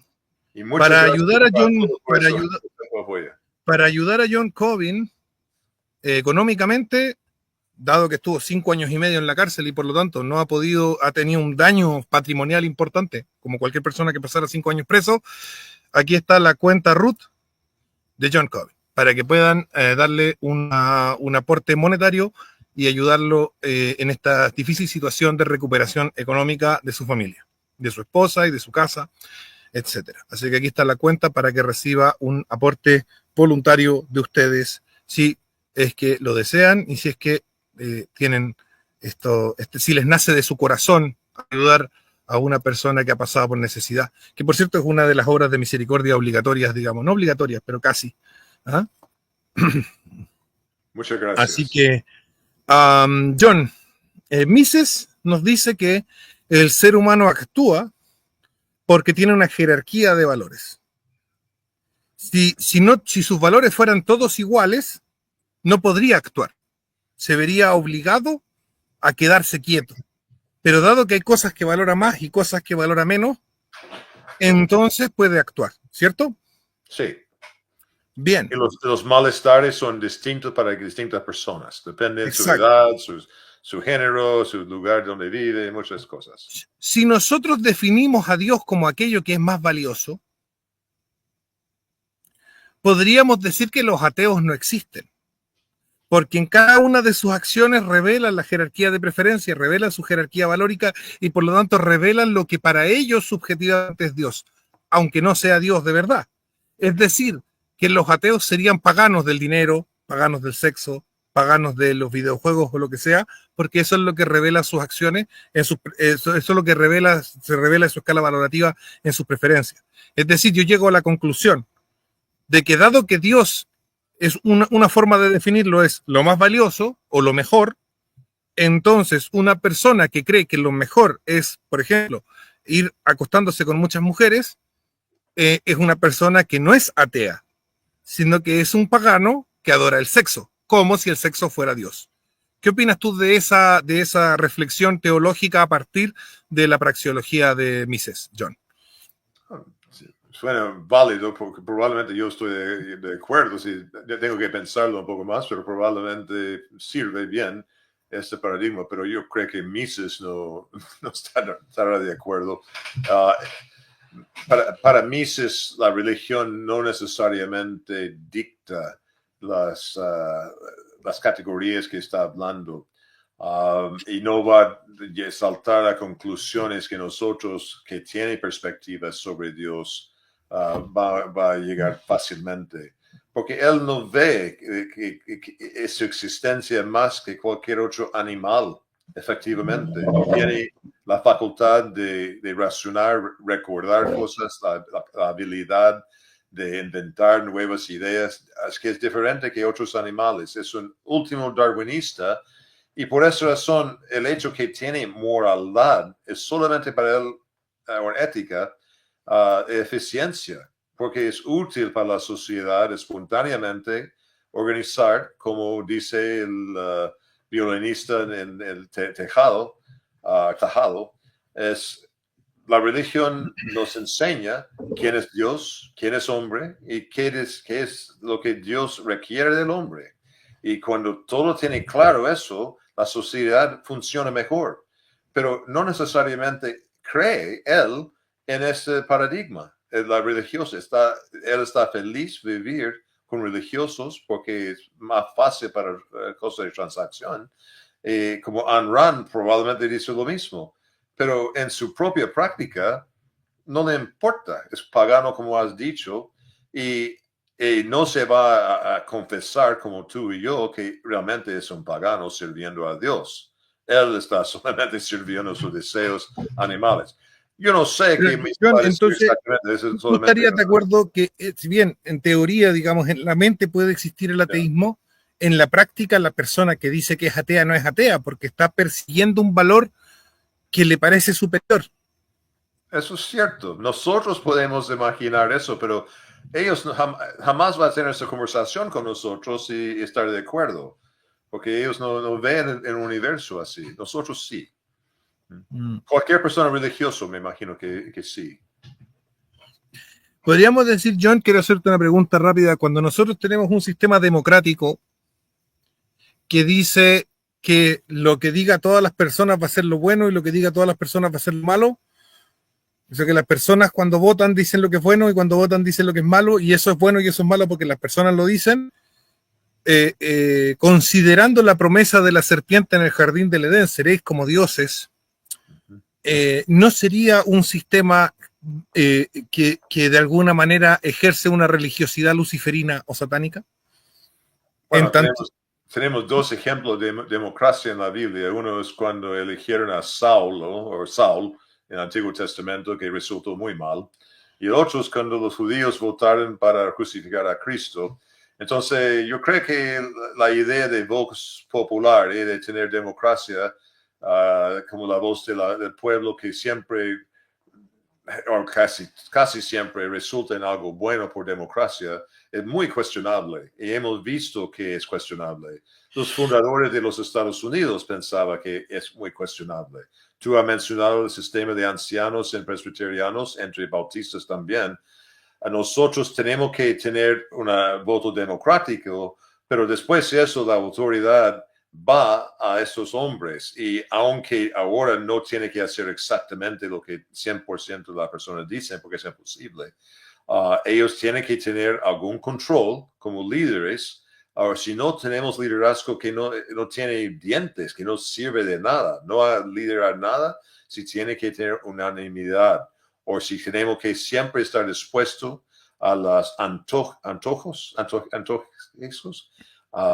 del pueblo, porque el pueblo es caprichoso y sus votos no solamente arbitrarios, son llenos de fluctuaciones y variaciones diaria por diaria, y no concluye bien muchas veces el resultado de sus decisiones. Pensar que todos los seres humanos son buenos para liderar o tomar buenas decisiones es ridículo. Visita una cárcel, solamente preguntar gente allá. Ellos Oye, no tienen idea. John, pero este nexo que estaba haciendo yo con la serpiente, que dice seréis como dioses, conocedores del bien y del mal, y luego la democracia, que dice el pueblo sabe lo que es bueno, el pueblo sabe lo que es malo. No hay una replicación ahí, hay un espejo, un reflejo en la democracia de la promesa de la serpiente. Pues es posible. Para mí el Estado es satánico, entonces cualquier democracia es satánico. Jesucristo es bien claro que, Lucas 4, 5 y 6 es bien claro que el Estado está controlado por Satanás, es satánico. Entonces sí, para mí sí. No sé si otros van a estar de acuerdo con esta perspectiva. Yo estoy de acuerdo con que el Estado moderno es satánico, pero creo que, por ejemplo, nosotros en las conversaciones que hemos tenido un desacuerdo respecto de si había o no había Estado en otros tiempos, porque el Estado se define como el monopolio de la fuerza. Y cuando nosotros nos vamos más atrás en el tiempo, sobre todo a partir de que bajamos de los 1500 hacia atrás, nos vemos un monopolio. Entonces yo digo que ahí no hay Estado, pero sí hay sistema político y autoridad política y uso de la fuerza y todo, pero no es monopólica.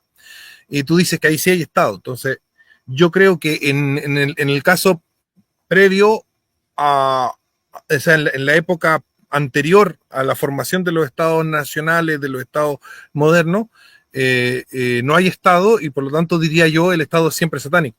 Pero tú dirías que ahí sí hay Estado y también lo considerarías satánico, esa es la pregunta. Sí, no, Jesús, la Biblia es bien claro, el Estado es satánico, controlado por Satanás. También en Apocalipsis 13 tenemos eso, en Salmo 2 y 2:9 dice que los reyes de la tierra están enalteciéndose en contra de Cristo y contra Dios. Entonces, eso es siempre así. El Estado nunca es amigo realmente de la iglesia verdadera. Cualquier momento se vincula, produce maldad, en mi opinión. Es lo que yo veo. Y algunas personas dicen que no, pero en Francia, Luis noveno, no recuerdo. Algunos de los Louis, estaba bueno y algunos otros. Pero son casos tan aislados y son mucho menos de 1% de las veces que no sé si realmente son relevantes estadísticamente para gente. Puede ser una fantasía si vivimos bajo ellos. No fue tan bueno. Jefferson es mi favorito fundador de Estados Unidos, pero él también tenía errores. Él tenía sexo con sus esclavos y hijos por su una esclava, perdón. No sé si es uno o dos. Yo no veo una relación esclava-amo como voluntario. Entonces, para mí, ¿cuál es la diferencia entre eso y una especie de violación? No es muy libertario, pero Jefferson en otras partes fue muy libertario. Muy libertario. Y me gusta mucho su declaración de independencia y otras cosas. Entonces, incluso este gobierno, para mí, es el más fantástico gobierno en la historia del mundo. Igual tenía problemas satánicos y robar a la gente pagando el dinero bajo los artículos de confederación que no tienen ningún valor, obligando a la gente a pagar deudas que no corresponden a ellos. Había los mismos problemas como antes en algunos aspectos. La Constitución fue una degradación de los artículos de confederación. Y la Constitución, aunque malo, es mucho mejor que cualquier documento que hemos visto en el Occidente, a mi modo de ver. Especialmente porque Bautistas allá está poniendo los derechos, declaración de derechos de portar armas, de tener propiedad privada en el quinto enmienda y además libertad de asamblea, adoración y prensa y otros. Oye, John, sí, los presbiterianos que estaban mayoría en ese momento querían prohibir a los bautistas y querían prohibir a los católicos. Claro. Y por eso se exigió, principalmente por los bautistas, que eran más, pero los católicos también se unieron a la petición de la primera enmienda. Claro, le conviene. Claro, porque nos querían prohibir y también los querían prohibir a ustedes, los presbiterianos que eran mayoría. Y congregacionales, no solamente los dos, congregacionales y presbiterianos. Y los episcopalianos, que eran los anglicanos que se habían separado. No, congregacionales son otra parte, son entre bautista y presbiteriano, porque no tienen jerarquía en sus sinodos o como iglesia católica o nada así, pero sí bautizan infantes. Entonces son entre medio, pero tenía muy fuerte vínculo con el Estado. El Estado no, pero te digo, estaban los episcopalianos, que eran los anglicanos que se habían separado. Perdón, malentendí. Sí. Porque tiene que usar episcopalian porque nadie le gusta anglicano más después de la guerra. Claro, se cambiaron el nombre sí. para que la gente no los ligara con Inglaterra. John, en el mundo libertario de John Cobbin, como John Cobbin lo imagina, como John Cobbin lo quiere proyectar en el mundo, como John Cobbin le gustaría que fuera una mujer que quiere hacer un aborto y que va a hacer un aborto. John Cobbin tiene derecho a usar la fuerza contra ella para impedir que haga el aborto. Obvio. Pero solamente si es testigo ocular.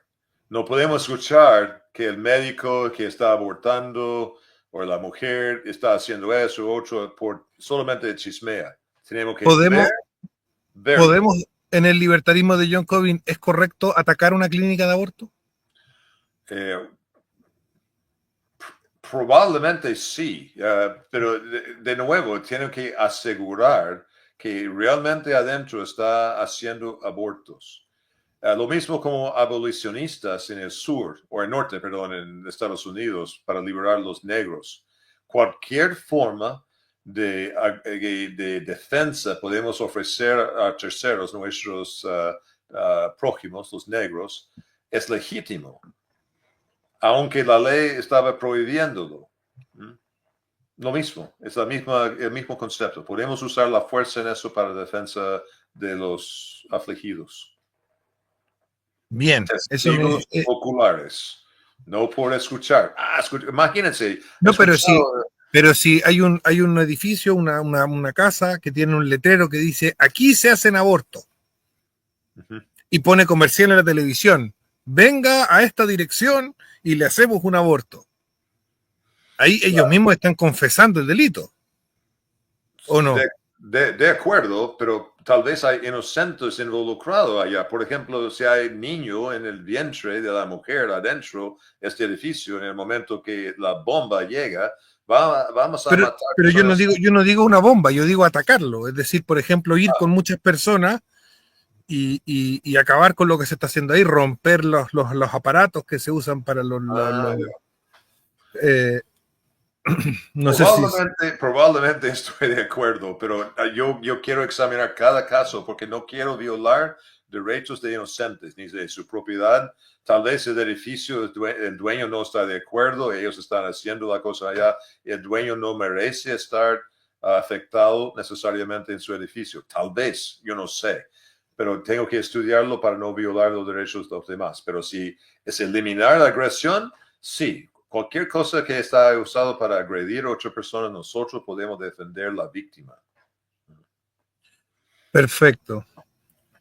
Bueno, John, en el mundo libertario, John Cobbin, yo estaría muy tranquilo y muy contento porque podría contratarme con otras familias para hacer mi red feudal de protección mutua. Podría establecer territorios donde todos tienen que ser católicos y podría atacar lugares donde se hacen abortos. Entonces yo estaría muy feliz en el mundo libertario de John Cobbin, pero tengo que decir, en el de John Cobbin, porque en otros mundos libertarios yo no estaría tan feliz.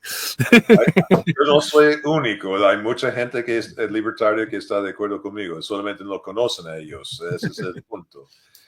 Y estamos felices de tenerte eso, porque recuerda, para nosotros, ustedes son siempre personas que podemos persuadir como bautistas, y parte de nuestro evangelio es predicar el evangelio, evangelizar, y bautistas son famosos para eso. Y para eso necesitamos gente.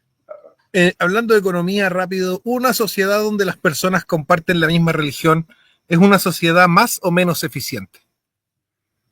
Yo creo que obviamente más eficiente, bueno, tengo que pensarlo bien, pero yo creo que sí, si todos están siguiendo reglas en común, vamos a tener menos problemas de transacción e información, entonces debería ser mucho más eficiente.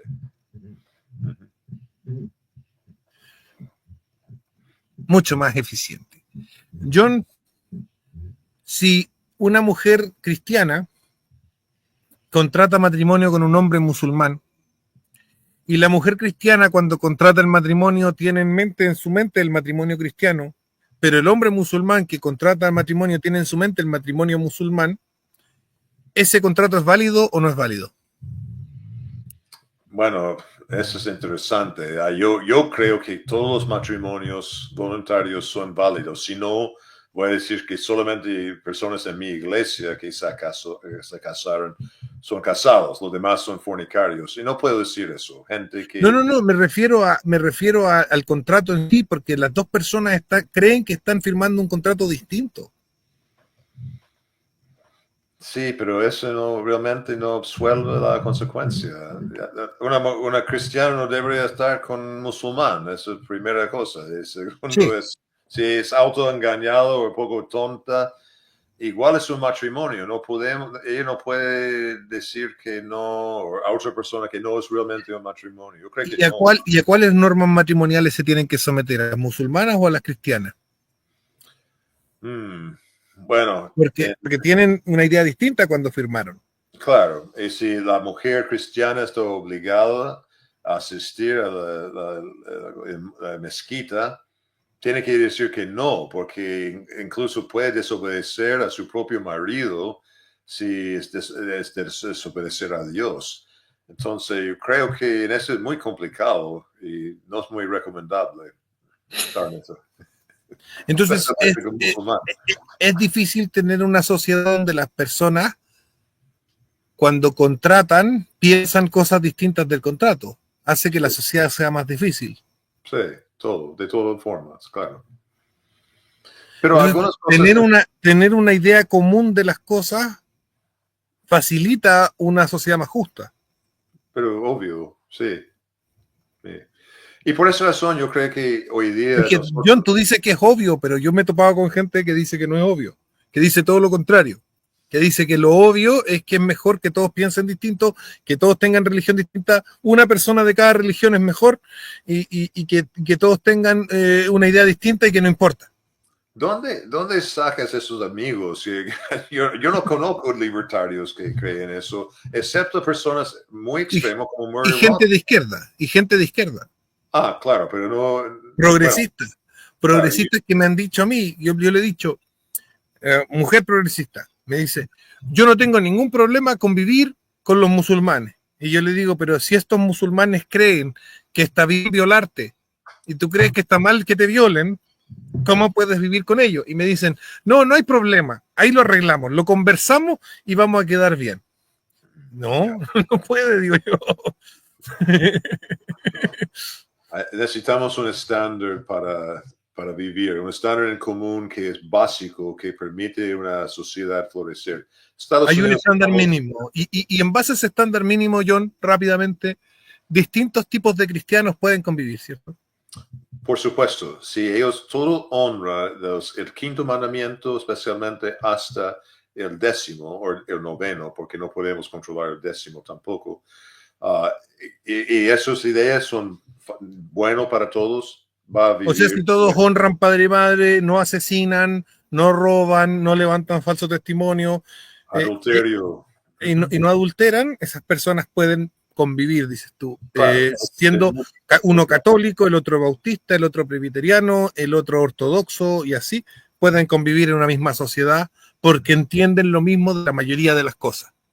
y ese fue por muchos años Estados Unidos. No sé si ahora todavía. Bien, hemos tenido harto acuerdo y desacuerdo y ha sido una conversación muy interesante. Recapitulando para palabras finales, digamos, John, ¿qué le podrías decir al público sobre la relación entre religión, economía y política? Como Más que discurso hemos final. dicho, más que hemos dicho. Sí, como discurso final, como un wrap-up, ¿no es cierto? Yeah, ok, bueno, el wrap-up para mí es bien importante. Primero que nada, somos criaturas de Dios y hemos ofendido a Dios. Tenemos que reconciliarnos con Dios y eso es a través de Jesús. Entonces, llegando a ese punto, tenemos paz con Dios. El próximo paso es desarrollar nuestra cosmovisión completo y eso incluye una filosofía política.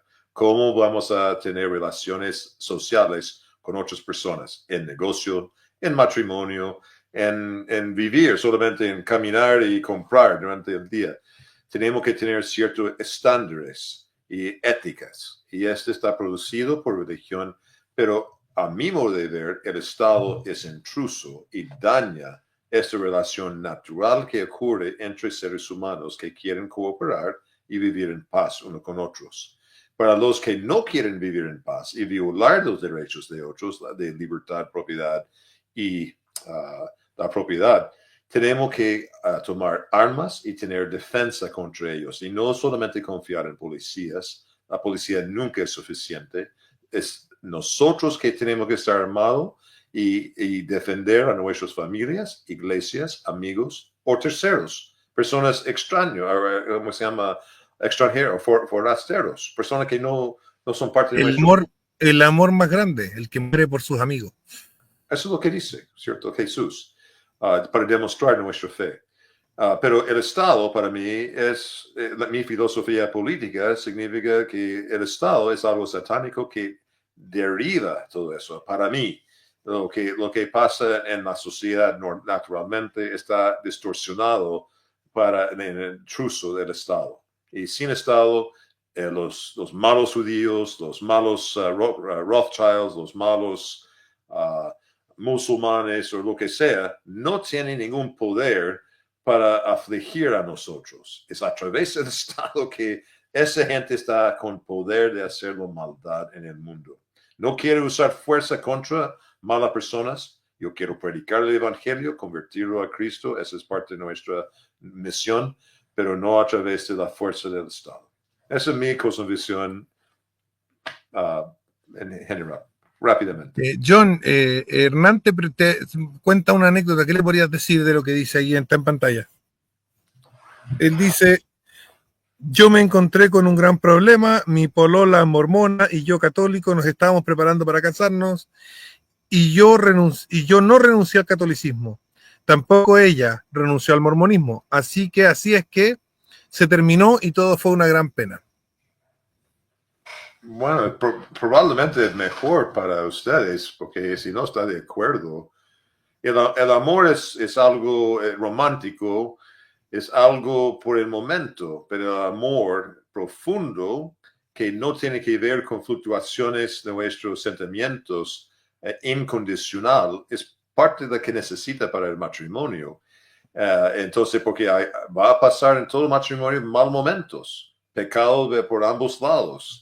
Pero si tú casas con una persona mormón, ¿entiendes lo que ellos creen? Ellos no son monoteístas. Ellos creen que si tú casas en el templo en Salt Lake City o en Santiago, tú puedes ser su propio Dios en algún momento y poblar su propio planeta, como Adán y Eva, para hacer su primer creación y tener su propio pueblo. Las mujeres no, tú puedes tener un harén de mujeres y ellos no pueden ser diosas, solamente reproductoras. No, están muy locos los mormones. Sí, pero no es una religión cristiana, es una religión... Nada que ver, no estamos hablando de diferencias entre católicos o protestantes o bautistas, estamos muy lejos. Yo creo que somos más cercanos a musulmanes que mormones, son muy raros en la religión de eso. Entonces, bueno, yo voy a hacer mi wrap-up. Yo creo que con esta conversación, desde lados opuestos, John, protestante, libertario, yo tradicional, bautista y libertario, yo tradicionalista y católico. Somos opuestos. Encontramos puntos en común porque tenemos la misma Biblia, porque tenemos unas tradiciones que en algunos puntos se comunican, pero somos palos opuestos. El tradicionalismo es opuesto al libertario. El catolicismo es opuesto a los bautistas. Y los dos estamos de acuerdo en que la religión es piedra fundamental para tener una filosofía política y una propuesta económica. Y quería hacer este ejercicio porque quería que ustedes se dieran cuenta de que yo no estoy loco cuando les digo. Me dicen, no, es que mezclar religión con política está mal, o estás loco porque mezclas religión con política. No, yo no estoy loco. El que está loco es el que cree que puede hacer política sin religión. Y como decía el gran filósofo católico de la política, que es Donoso Cortés, detrás de cada error político hay un error teológico. Y ese es mi wrap-up. Así que nos despedimos y vamos a estar de pronto haciendo algún directo. Les recuerdo comprar la preventa del libro de John Cobbin, Llevando la Cruz, y del libro de Marcela Durante, Contra Naturam, ambos disponibles en preventasebalefta@gmail.com, y ayudar al Dr. John Cobbin económicamente, dado que estuvo 5 años en la cárcel, a través de su cuenta Root. Hemos terminado. Bendiciones para ustedes y viva Cristo Rey. Chao, chao. Hasta luego.